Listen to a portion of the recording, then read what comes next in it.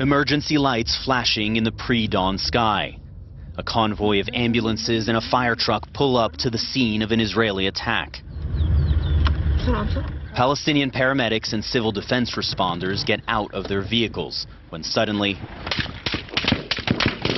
amid a hail of gunfire, emergency responders drop to the ground, and the paramedic who is filming begins to pray.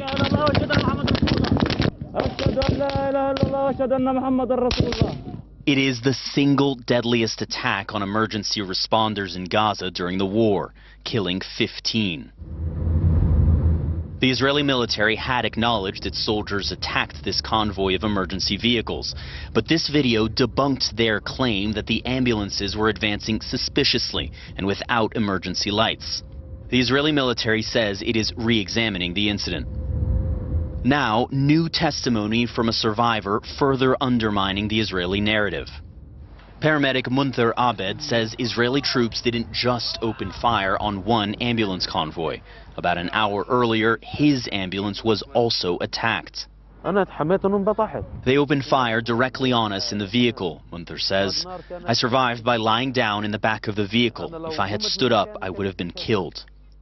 He listened as two of his colleagues, Mustafa Khafaja and Ezzedine Shaath, drew their last breaths.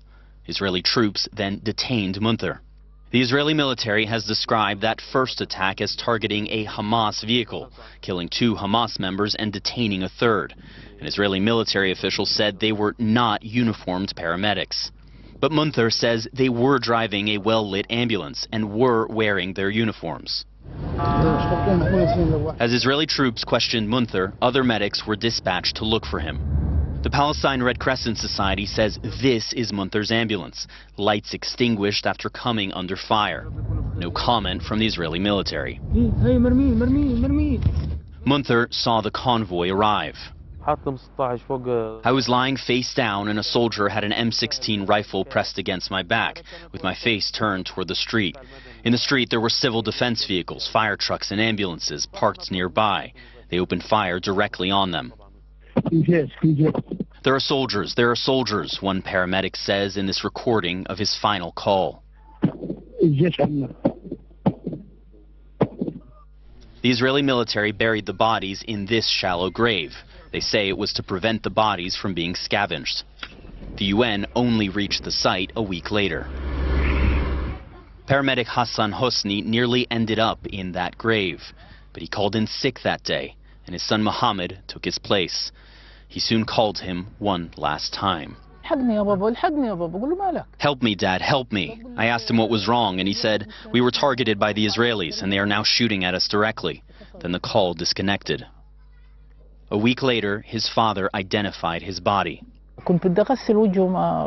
They wouldn't let me wash the dirt from his face. I don't know why. He had a wound on his mouth here, another on his forehead, and another on his back, all from gunfire, his father says.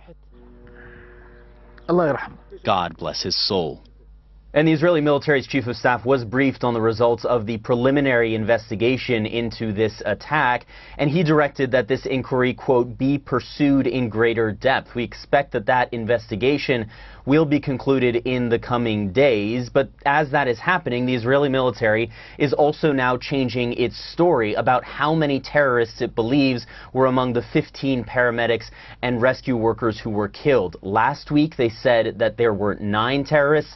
Now they are saying that number is actually 6, but they've still provided no evidence to back up that claim. Jeremy Diamond, CNN, Tel Aviv.